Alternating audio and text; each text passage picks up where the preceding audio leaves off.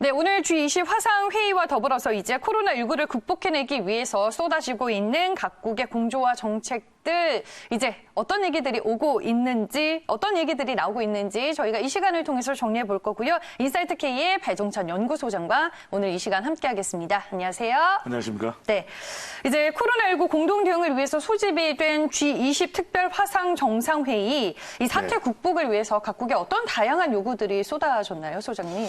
정상회의죠. 문재인 대통령이 제안을 했고 의장국인 사우디아라비아의 국왕이 이제 받아들이면서 20개국뿐만 아니라 스페인 또 싱가포르를 포함해서 또 세계 주요 기관들의 수장들도 함께 참석을 했던 화상으로 그런 회의가 될 텐데 정말 긴급하게 할 수밖에 없었던 회의가 되겠고 핵심은 방역과 경제입니다. 우선 상호 간의 방역 정보를 공유하기로 협력을 했는데 공동으로 채택됐던 성명 내용을 보면 인류 위기에 맞서서 국제적 공조가 이루어져야 된다. 약 5조 달러를 투입기로 했고 지금 유럽 증시에도 영향을 주는 그런 뉴스가 되겠는데 이렇게 이 방역에 있어서도 각국 간에 이 협력을 할 수 있는 상호 간의 정보를 공유를 해야만 그런 또 협력이 가능해질 수밖에 없는 것이고 지금 전 세계적으로 유럽, 미국도 그렇고 우리도 그렇고 일본도 그런데 각국마다 지금 돈 풀기에 나서고 있거든요. 네. 이 글로벌 경기 부양책에 대해서도 더 적극적으로 동참해야 된다. 이런 뜻이 모아지는 화상회의 내용이었습니다. 네, 코로나19를 극복하기 위해서 다양한 경제 얘기들도 좀 오고 간 것 같은데요. 문재인 대통령은 그렇다면 세계 경제 이제 충격 최소화를 위해서 국가 간의 경제 고려에 이제 필수적인 흐름을 유지하자라고 제안을 했더라고요. 문 대통령의 발언 주요 내용 어떻게 봐야 할까요? 네, 대통령이 이번에 이 화상 정상회의를 제안하게 된 배경은 네. 우리가 다른 국가들보다도 그래도 먼저 겪었기 때문에 우리가 가지고 있는 임상 데이터 또 극복에 대한 다양한 방안들. 우리도 아직까지 완전하게 다 진화가 된 건 아니지만 그런 정보를 공유할 수 있다는 것을 먼저 강조를 했는데 특히 3대 원칙은 개방성, 투명성, 민주성. 바로 이 부분을 통해서 코로나 극복에 대한 그런 아이디어 또 방안 이런 부분들을 다른 정상들과 공유할 수가 있었고요. 특히 우리가 아주 효율적으로 활용을 했던 시스템 중에는 드라이브 스루 또 자가 격리 앱 이런 내용들이 있지 않습니까? 네. 이 부분에 대해서도 좀 구체적으로 설명을 했고 또 대통령이 강조했던 문재인 대통령이 강조하는 부분은 입국 금지가 아닌 시진핑 주석은 또 입국 금지 발언을 했지만 특별 입국 절차 결국 이 각국이 최소한의 이 입국은 또 가능하게 하는 부분들을 강조를 했습니다. 단절만이 답은 아니다. 그렇습니다. 특별 입국 절차를 통해서 최소한의 교류가 이루어져야 된다. 이게 입국 금지 다 모든 지금 30억 가량의 인구가 갇혀 있는 상황에서 서로 간의 교류가 없다면 나중에 경기 회복이 될 때 이것 또한 상당한 걸림돌이 될 수밖에 없는 것인데 문재인 대통령이 이 화상 정상회의 G20 제안을 했던 또 배경 중에 하나는 정말 중요한 교류가 있습니다. 기업인들의 교류. 특히 우리나라는 수출과 무역에 대한 의존도가 높기 때문에 이 각국의 방역 조치에 이 저해가 되지 않는 선에서 네. 적어도 과학자 또 기업인들만큼은 서로 교류가 이루어져야 된다. 이 부분을 문재인 대통령 적극적으로 강조했는데 건강 확인서가 있는 기업인이라면 사실 현지에 방문을 해야 되면 무역이 되고 또 상황이 또 나아질 수 있는 계기가 만들어질 수 있기 때문에 특히 우리나라 입장으로서는 문재인 대통령이 기업인들의 특별 입국 교류만큼은 허용되어야 함을 강조했습니다. 이번에 G20 화상 정상회의에서 시진핑 중국 국가주석이 미국을 겨냥해서일까요? 일단은 이 관세 내려야 한다라고 또 언급을 한 것 같은데 미국과 중국의 갈등은 여전히 좀 복병이다라고 저희가 봐야 되나요? 그렇습니다. 두 가지 측면인데 또 트럼프 대통령은 굳이 이 바이러스를 설명할 때 중국 코로나 바이러스 이렇게 중국의 또 마음을 중국의 심리를 자극할 수 있는 발언을 또 계속 하고 있는 것이고 이게 또 맞받아쳐서 시진핑 주석의 경우에도 지금은 또 다른 국가 특히 미국보다는 상황이 더 나아진 상황이거든요. 상태이기 때문에 그런 만큼 전 세계 국가를 통해서 화상회의에서도 이 중국이 협력할 부분들은 적극적으로 하겠다. 그러면서 이 경제 위기를 극복하기 위해서는 다 모든 국가들이 또 한번 자유무역 체제로 가야 된다. 이 방향을 강조하면서 다시 한번 더 이 트럼프 대통령에게 돌직구를 날리는 그런 모습이 연출됐습니다. 네, 알겠습니다.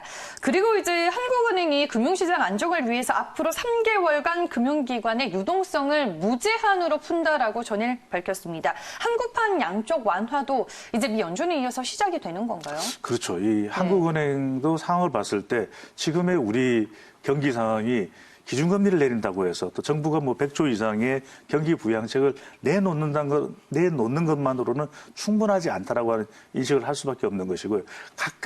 각국의 시각은 조금씩 차이가 있지만 한은의 입장에서는 분석에 따르면 코로나19의 실물 또 금융 충격의 이 강도가 심각성이 뭐 금융위기, 외환위기를 뛰어넘는다라는 분석이 나올 정도이기 때문에 기업들의 줄도산을 막기 위해서는 특히 이제 중소기업이 되겠죠. 네. 이 한은으로서는 무제한 돈 풀기 카드를 선택할 수밖에 없는 그런 불가피한 결정으로 볼 수가 있겠고요. 특히 금융기관에 무제한 유동성을 공급하는 것. 지금 다른 국가에서도 아주 적극적으로 집행을 하고 있고 또 실시를 하고 있는 부분이기 때문에 한은으로서도 꺼내든 카드로 보입니다.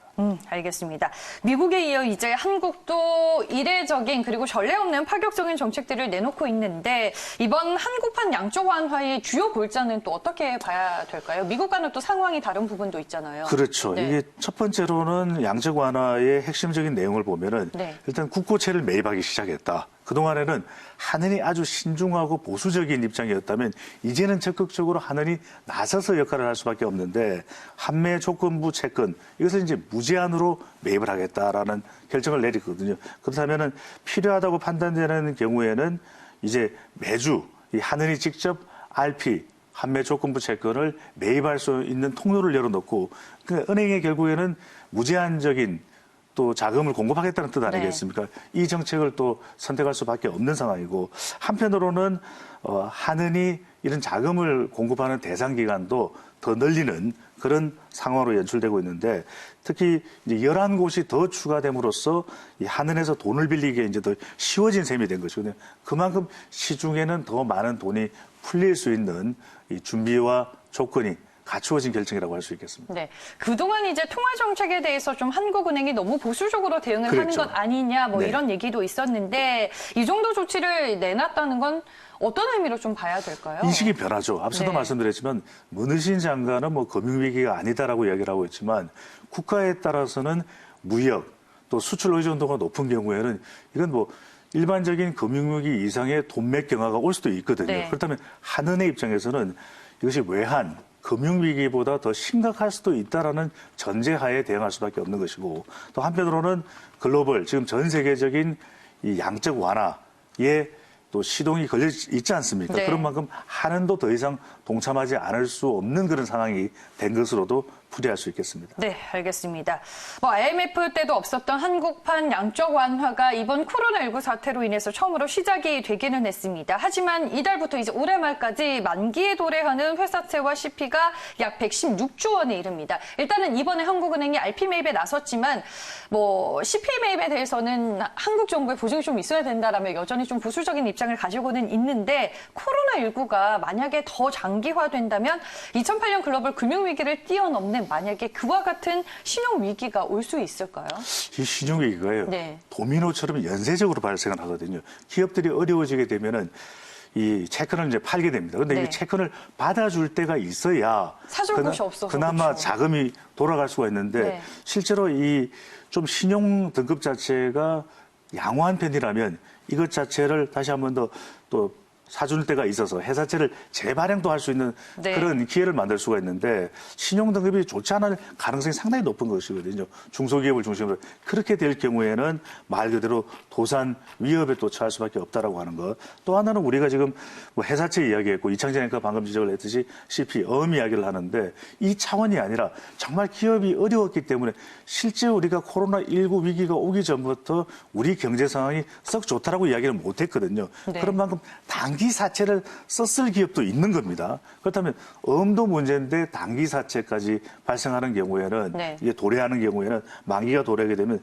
더 심각한 상황이 될 수밖에 없는데 지금 정부에서는 기업 구호 긴급 자금 100조 원 투입하는데 이것만으로는 충분하지 않다라는 이야기가 계속해서 또 나오고 있습니다. 그런 만큼 2008년보다 심각한 경제 환경이기 때문에 문제는 백신이 개발되고 빨리 심리적으로 일단락되면 이것이 V자든 또 U자든 반등할 수 있는 계기가 만들어진다면 그 희망으로 다시 우리가 회사채가 됐든 또는 이 CP가 됐든 어떤 식으로 돌아갈 텐데 그런 불확실성 자체가 제거되지 않고 있다는 것 자체가 기업에는 더 큰 위협이 되고 있는데 문제는 이 비우량 채권의 경우에는 금융당국이 또 받아주면 그 금융당국의 또 부실함도 그렇죠. 문제 제기가 될 수밖에 네. 없다라고 하는 상황도 정부 당국이 함께 또 고려해야 될 필요가 있어 보입니다. 네, 알겠습니다. 그러면은 이제 기업 금융시장의 붕괴를 막을 추가적인 정책 대응도 필요한 시점이다라고 보세요, 소장님은? 핵심은요. 네. 지금 돈이 풀리는데 이 돈이